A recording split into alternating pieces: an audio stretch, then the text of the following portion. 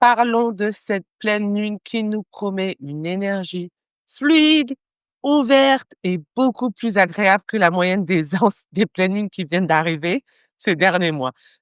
J'ai envie de vous parler de cette pleine lune parce qu'elle favorise les échanges, la connexion, les discussions franches et aussi le besoin de se retrouver, surtout dans ce contexte de fin d'année. Donc, le lien social devient central avec cette pleine lune et bien sûr, on va sentir ces énergies de cette pleine lune toute la première semaine de décembre. On parle souvent de mouvement, de circulation d'idées, des circulations d'idées qui se croisent et qui nous aident vraiment à avancer sur notre chemin. Donc, on va vraiment utiliser cette énergie pour nous-mêmes, pour les autres, pour notre famille et pour nos amis et on va en profiter. Il y a un petit hic, c'est juste que le Gémeaux, il peut nous créer un peu d'anxiété et de stress par rapport au fait que le mental devient très actif. Et donc, quand le mental devient actif, on veut être multitask. Le multitask, ça va être vraiment, on veut avoir la liste des cadeaux de Noël, finir le taf avant les vacances, s'occuper des enfants. Ça va être vraiment tout ça qu'il va falloir gérer. Mais on a de l'aide, encore une fois, dans le ciel qui va nous aider à prioriser. Ça va être le nom de cette vidéo et ça va être le mot très important durant cette première semaine, voire les 2 premières semaines de décembre. Donc, si vous voulez en savoir plus, savoir comment gérer ça, le pourquoi, le comment et tout ce qui va avec, je vous conseille de regarder cette vidéo jusqu'à la fin.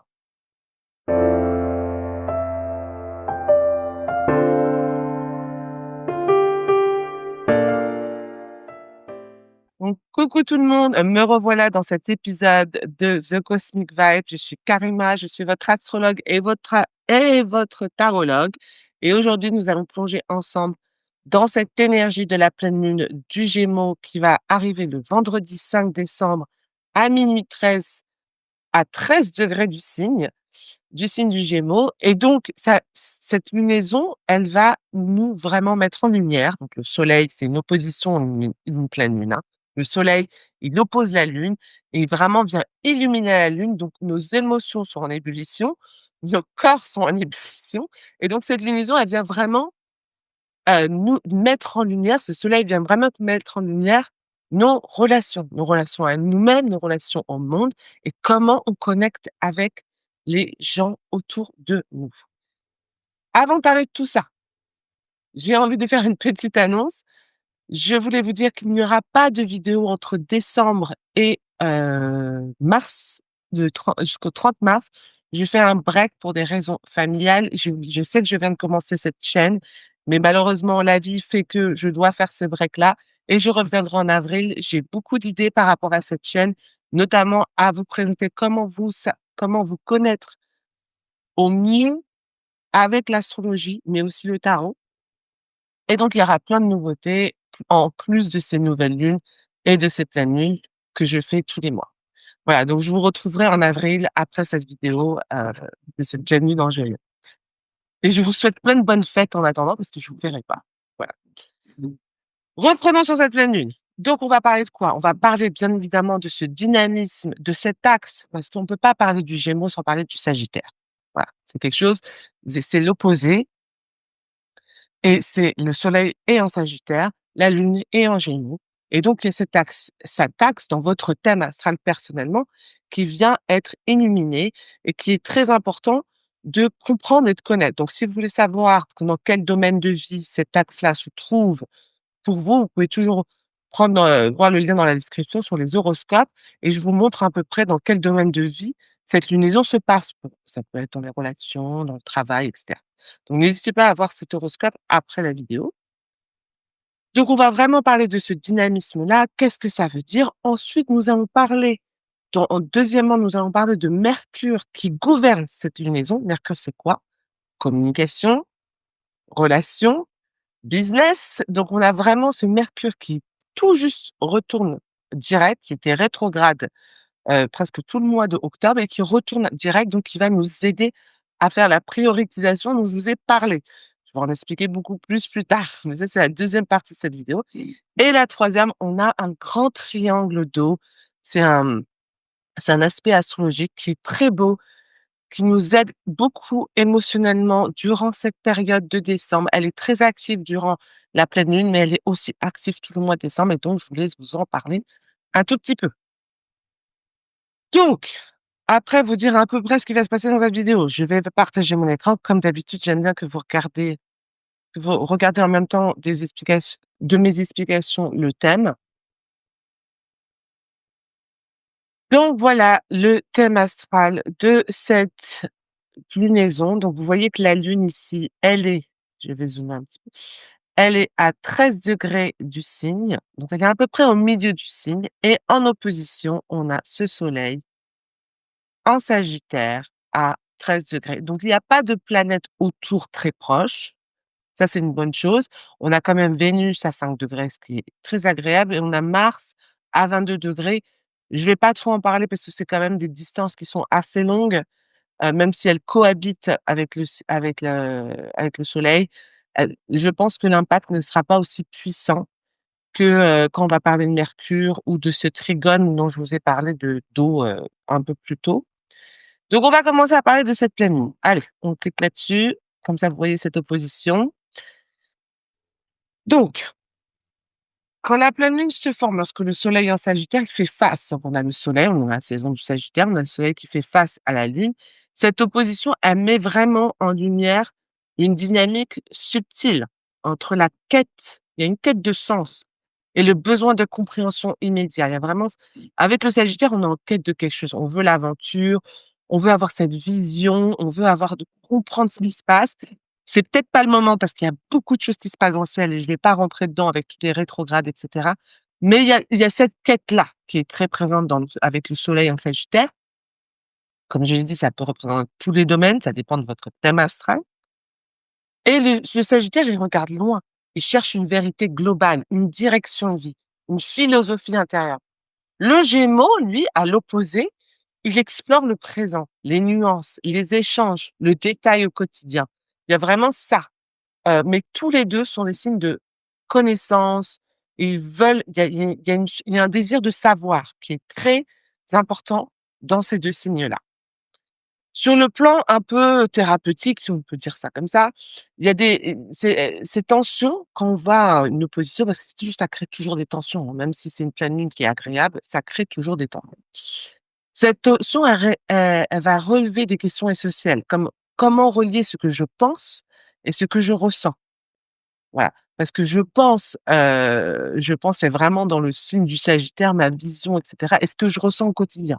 Est-ce que je suis là où je veux être? Est-ce que je suis trop loin? Est-ce que j'ai pas réalisé ce que je veux? Surtout en fin d'année, on a un peu cette nostalgie, cette petite dépression de dire: «Oh là là, c'est déjà la fin d'année, j'ai pas vu cette année passer. Est-ce que j'ai réussi à faire ce que je voulais faire?» et cetera. De plus, comment laisser vivre, comment vivre de sa philosophie au quotidien? Le Sagittaire vraiment vient poser ces questions-là. Vous inquiétez pas, ça va pas être le domaine principal de cette lunaison. C'est beaucoup de questions philosophiques et pour certains d'entre vous qui ont beaucoup Sagittaire en eux ou beaucoup de Gémeaux, ça peut être un axe durant cette lunaison qui où vous allez poser des questions très philosophiques, très profondes et avoir des conversations avec vous-même ou avec quelqu'un d'autre pour vous aider à vous guider dans votre vision de vie. C'est très possible. Mais il y a dans cette pleine lune, comme je l'ai dit, il va avoir l'envie de connecter aux autres. Donc ça va être très beau et très, important durant de la lunaison et je vous invite, si vous commencez un peu à déprimer ou commencez à aller vers cette direction, de vous poser des questions: «Qui je suis? Pourquoi j'ai fait ça?» Aller dans ce truc-là un peu, nocif pour vous, je vous conseille vraiment d'aller voir des amis, d'aller voir un ami, d'aller voir votre famille si vous vous entendez bien avec eux, de passer du temps avec vos enfants. Ça va être le moment de profiter des énergies pour connecter avec les autres et c'est ça qui va nous ramener du bonheur. C'est cette connectivité, c'est ces échanges et on va vouloir beaucoup, pour certains d'entre nous, aller en profondeur avec nos discours, notre discussion, ce qu'on ressent. Donc c'est possible que vous allez voir une amie et que vous allez commencer à déballer des choses et vous allez avoir une conversation qui n'est pas superficielle, qui va être très, très profonde. Pourquoi? Parce qu'on a Mercure, donc Mercure gouverne le Gémeaux, donc on regarde toujours à la planète qui gouverne, la lunaison et Mercure, qu'est-ce qu'il fait? Il vient de repasser direct et il est ici, en Scorpion, à 22 degrés. Et Mercure, c'est une parole qui soigne. Donc Mercure, c'est maître du Gémeaux, il vient tout juste, comme je l'ai dit, de revenir direct après sa rétrogradation. Nous sortons donc d'une période de remise en question. Donc c'est pas le moment de retourner dans cette remise en question. Ça y est, on l'a fait notre remise en question, le de tri et de réévaluation intérieure et cetera. Même si peut-être on l'a pas senti que c'était pas fort, on a fait un peu ce ménage-là intérieurement. Ce que nous avons observé, ressenti ou déconstruit, il commence maintenant. Donc il y a vraiment avec cette pleine lune, il y a une sorte de commencement. Avec Mercure qui est vraiment reparti direct, il y a vraiment ce truc: «OK, comment je planifie? Comment je communique? Qu'est-ce que je fais? Quelle est mon organisation?» et cetera et cetera. Mais il y a aussi la parole. Et le signe du Scorpion, c'est un signe de profondeur psychologique, d'introspection et d'intensité émotionnelle. Si vous avez écouté mes vidéos, j'ai souvent parlé du Scorpion en ce moment parce qu'on est passé par la saison du Scorpion, il y a eu des nouvelles lunes et cetera. Donc on a beaucoup parlé d'intensité émotionnelle, d'introspection et cetera. Comme c'est une pleine lune en Gémeaux, on est amené à la parole. Non, la parole, elle n'est pas décoratif avec, Mercure en Scorpion. Même si Gémeaux peut être flirty et c'est des communications un peu superficielles avec les Gémeaux des fois. Là, on n'est pas dans cette ambiance-là. Même si ça peut commencer comme ça la conversation, on va très vite aller en profondeur. Et donc la parole, comme je dis, elle n'est pas décorative, elle devient un outil lucide, parfois inconfortable. Mais elle est nécessaire. Il y a des choses qui vont être, régurgitées, revenues. Elle vise la vérité plutôt que le confort. Donc là, on va vraiment en profondeur les choses. Elle s'exprime sous vraiment cette influence-là. Ce Mercure en Scorpion, il veut la vérité. Il n'est pas superficiel. Il veut vraiment aller en profondeur des choses. Donc, il va avoir, pour certains d'entre nous, des conversations importantes qui vont être révélées, où on va peut-être avoir des conversations, on va dire des choses ou qui vont vraiment sortir du cœur et dont on n'avait vraiment pas eu, conscience, et ces conversations vont nous aider à vraiment à faire une exorcisation de tout ce qui est un peu bloqué chez nous. Donc sur le plan psychologique, ça nous amène de la clarté. Tu vois? La clarté, elle vient pas de cette suranalyse mentale que le Gémeaux, des fois, peut avoir. Comme je disais, le Gémeaux, c'est vraiment un mental un peu, actif qui peut nous passer du coq à l'âne, nous dire: «Ah mais j'ai pensé ça, mais après j'ai fait ça, mais après j'ai fait ça», et ça, il va falloir vraiment ça va le naviguer. Donc là, j'ai parlé vraiment intérieurement et plus en profondeur au niveau introspection, mais il y a aussi ce côté extérieur pour certains d'entre nous qui va arriver, et c'est plus le fait de prioriser les choses qui sont importantes à faire au lieu de tout vouloir faire. Il y a vraiment ce côté dans cette lunaison où on est un peu challengé à vouloir faire beaucoup de choses à la fois et vraiment commencer et se sentir un peu trop stressé, trop anxieux, et qu'on voit qu'on n'arrive pas à manager. Alors la chose à faire, c'est que tout n'est pas urgent. Les choses, vous devez prioriser qu'est-ce que vous pouvez faire à ce moment-là et ce jour-là, et être réaliste à propos de ça. Et donc si vous faites ça, vous arriverez à gérer un peu cette énergie qui est un peu trop stimulante. Elle est géniale cette énergie pour communiquer, pour faire la fête, pour être sociale et cetera, mais elle est pas super quand on parle d'organisation de chez nous, de notre famille, des choses qu'on a à faire et cetera, et elle nous demande vraiment, c'est bien de poser tout à plat, donc notre cerveau, il part dans tous les sens, il dit: «Oh, je dois faire ça, je dois faire ça, je dois faire ça». Il nous rattache à plein de choses qu'on doit faire, mais ensuite on doit vraiment appeler ce Mercure en Scorpion pour prioriser, pour dire: «OK, je peux pas tout faire, il faut que je priorise». Et que je encore une fois, je le redis, ça peut être sur plein de sujets. Encore une fois, cela vraiment dépend de votre thème astral. Allez voir l'horoscope pour vous aider un peu. Comme toujours, on a un peu d'aide dans le ciel, hein, on a un peu d'aide, même si que je dis, bon, ça peut ramener du stress, de l'anxiété, cette lunaison, elle est quand même très belle.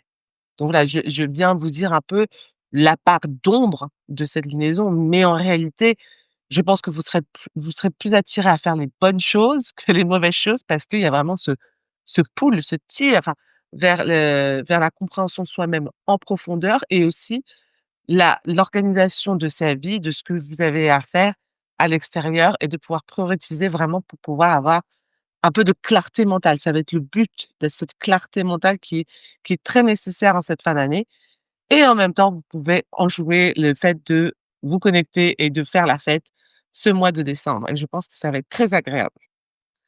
Donc parlons de ce triangle, d'eau qui je trouve est magnifique pour cette lunaison et qui est connecté un peu à Mercure. Donc je parle de ces triangles parce que comme Mercure gouverne encore cette lunaison et qu'elle est très, très importante, on va avoir, vous voyez ici, un trigone à Jupiter et Jupiter trigone Saturne et Saturne trigone, j'ai mis en version anglais, c'est un triangle, en fait, c'est un aspect harmonieux. C'est un des plus beaux aspects, de l'astrologie et enfin donc on a vraiment un triangle amoureux, un triangle, ouais, vous pouvez l'appeler comme vous voulez. Donc ça fait vraiment un triangle harmonieux entre Jupiter en Cancer, Saturne en Poisson et Mercure en Scorpion. Donc cette configuration, elle fait un cadre émotionnel stable. On aime ça. Parce que nous on sait que nos émotions peuvent nous un peu nous submerger. Là, on est un peu cadré. On est cadré et on a une clarté, une compréhension sur ce que l'on ressent. C'est comme si on avait, acquis une maturité émotionnelle, je peux l'appeler comme ça. Donc cette configuration a créé un cadre émotionnel plus stable qui facilite le traitement et l'intégration de ce qui est ressenti sans basculer dans l'excès ou la confusion. Voilà, il y a vraiment, cette capacité de poser des mots sur ce qu'on ressent. Jupiter en Cancer, il renforce le besoin de sécurité affective, donc on fait tout pour se sentir en sécurité au niveau des émotions et de créer la protection pour nous-mêmes, un groupe de support, du soutien et si on n'en a pas, on réalise qu'on n'a pas ça et qu'il est temps d'en créer. Il y a vraiment cette réalisation de dire: «Attendez, je me suis fait maltraiter ici, j'ai pas aimé cette relation-là, j'ai pas aimé comment elle m'a parlé, je vais créer des limites et me protéger et créer un soutien». C'est-à-dire que je vais voir des amis qui me soutiennent, je vais être en famille avec une famille, enfin une famille, votre famille choisie, votre famille où vous êtes né, une famille qui me soutient. Il y a vraiment cette, sensation de comprendre un peu qu'est-ce qui nous protège, qu'est-ce qui nous soutient. Et vraiment ce Jupiter en Cancer, il favorise une forme de bienveillance, mais surtout une capacité à reconnaître ses besoins. C'est ça qui est important, émotionnel. Saturne en Poisson ici, qui est repassé direct, donc ça c'est un bon signe que j'aime bien parce qu'on a enfin un peu ce mouvement, comme je vous l'ai dit, après Mercure qui repart direct, Saturne qui repart direct, il y a ce mouvement où on a fait: «OK, on avance un petit peu plus» et Saturne en Poisson, bah, il apporte quand même une forme de discipline parce que les émotions, on sait, ça vient, ça va, ça peut nous mettre un peu léthargie, ça peut nous créer un peu de léthargie en nous-mêmes, ça peut créer des bursts, des chocs d'émotions, des pleurs, des machins. Là, Saturne, eh ben, il crée un peu un container. Saturne en Poisson, Poisson un signe d'eau, Saturne, c'est le verre qui contient l'eau. Il crée un container dedans et donc ça permet de faire une forme et de pouvoir être plus discipliné et plus structuré sur la manière de gérer nos émotions. Donc on apporte une forme de discipline intérieure face peut-être à une hypersensibilité qu'on a. Il aide à structurer ce qui est, un peu diffus, comme je dis, le poisson, c'est l'eau, c'est l'océan. Le Saturne, c'est le verre qui contient l'eau. Donc ça vraiment, ça vient structurer ce qui est diffus, comme je l'ai dit, à mettre de l'ordre dans ce qui déborde des fois et déposer des limites claires sans se fermer. Il y a vraiment cette qualité qu'on peut pas, dénier avec ce Saturne en Poisson. Et dans ce contexte avec, comme je dis, Mercure en Scorpion, il joue un rôle d'analyse. Mercure en Scorpion, c'est comme je dis, c'est analytique, c'est psychologique. Il aime transformer, il aime communiquer vrai, il aime avoir de la profondeur, il aime pas le bullshit, il aime pas la superficialité. Donc il permet vraiment de mettre des mots précis sur des vécus complexes. Ça peut être des traumas, ça peut être des choses qu'on a vécues auparavant ou hier ou quoi que ce soit, ça c'est vraiment il y a des mots précis qui viennent sur des vécus complexes qui peut-être vous pouvez identifier vos schémas émotionnels. On en a déjà parlé avec la dernière lunaison. Ce qu'on a de la dernière lunaison, si vous retrouvez la vidéo de la dernière lunaison, il y avait ce triangle et ce triangle, il vraiment nous aide à comprendre nos schémas et notamment avec ce processus un peu d'introspection, de thérapeutique, de réajustement personnel. Donc pour beaucoup d'entre nous, on est aussi dans un moment où on va peut-être voir un thérapeute, on va peut-être voir un naturopathe, on essaye un peu de comprendre nos émotions, de savoir comment les gérer à travers les plantes, à travers des rituels plus ésotériques ou plus psychologiques. Donc ça c'est important de se concentrer dessus parce que ça va être le tronc d'arbre, ça va être vraiment ce qui va nous aider à grandir, les feuilles, les fleurs, les branches et cetera. Vous avez compris la métaphore. Je vais pas parler de plus de choses qu'il y a quand même vous avez vu, il y a beaucoup de choses qui se passent dans le ciel.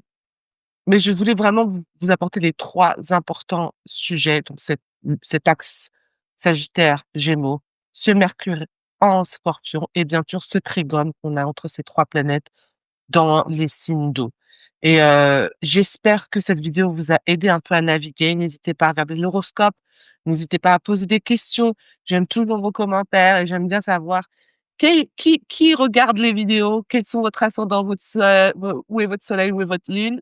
J'aime toujours regarder ça et si vous avez bien sûr des questions sur cette vidéo, n'hésitez pas à m'en poser. Je serai toujours ravie de pouvoir répondre et je vous retrouve en avril avec plein de cadeaux, plein de cadeaux que je prépare.